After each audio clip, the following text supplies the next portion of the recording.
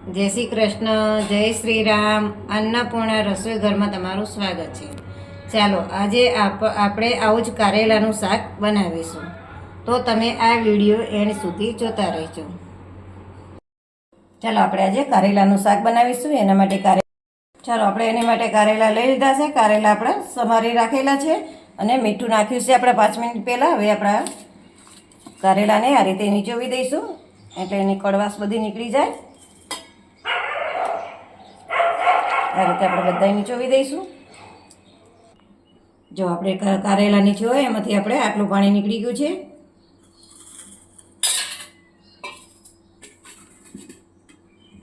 હવે આપણે તેલ ગરમ કરવા મૂક્યું છે. આપણે 3 મોટી ચમચી તેલ લીધું છે. હવે આપણે એમાં રાઈ નાખીશું, જીરું નાખીશું અને ચપટી આપણે અજમા નાખીશું. ગેસ આપણે ધીમો કરી દઈશું અને લસણની પેસ્ટ નાખીશું આપણે.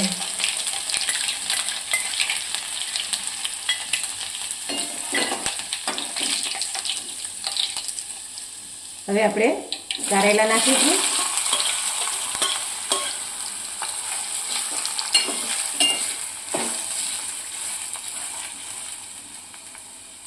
ચપટી આપણે હળદર નાખીશું. આપણે પછી મસાલામાં હળદર નાખવાની છે.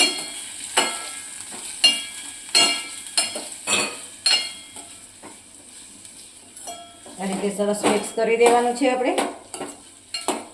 હવે આપણે આના 5 મિનિટ સુધી થવા દેવાનું છે. કારેલા સોફ્ટ થાય ત્યાં સુધી ઢાંકીને આપણે રહેવા દઈશું.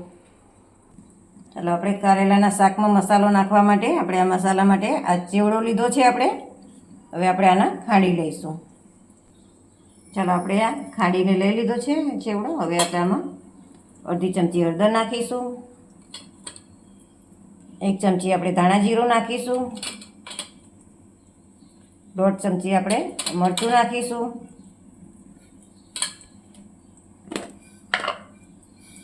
અડધી ચમચી આપણે ગરમ મસાલો નાખીશું અને અડધી ફાડ આપણે લીંબુ નીચોવીશું.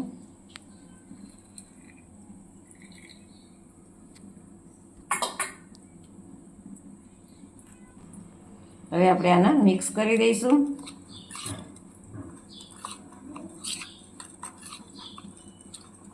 જો આપણો મસાલો સરસ તૈયાર થઈ ગયો છે.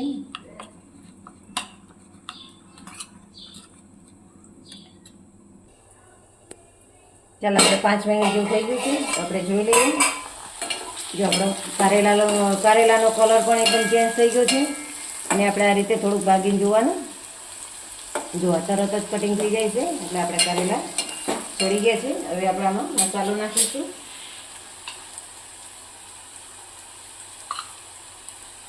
આપણે 2 મોટી ચમચી 2 થી અઢી ચમચી જેટલો આપણે મસાલો નાખ્યો છે. જે આપણને એમ લાગે જરૂર પડે તો હજી આપણે નાખી શકીએ મસાલો. જે આપણે થોડી જરૂર છે મસાલાની, આપણે બનાવેલો છે 1 ચમચી જેવો વધ્યો છે એ આપણે નાખી દઈશું.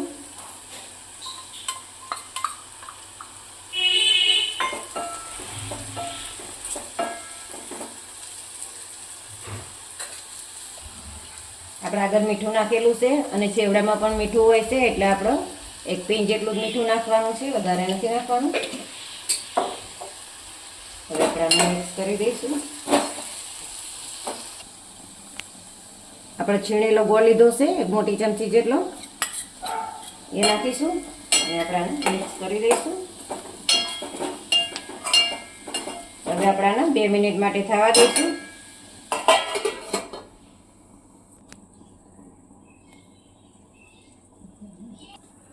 ચાલો આપણે 2 મિનિટ જેવું થઈ ગયું છે. આપણે જોઈ લઈએ. સરસ તેલ એકદમ છૂટું પડી ગયું છે. હવે આપણે કોથમીર નાખી દઈશું. હવે આપણે આને મિક્સ કરી દઈશું. બળી ગયું છે આપણું શાક સરસ.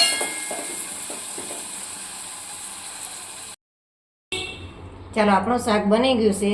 આ શાક ખાવામાં બહુ જ પૌષ્ટિક હોય છે અને ડાયાબિટીસ માટે તો બહુ જ સારું. અઠવાડિયામાં તમારે 1-2 વાર તો આ શાક ખાવું જ જોઈએ.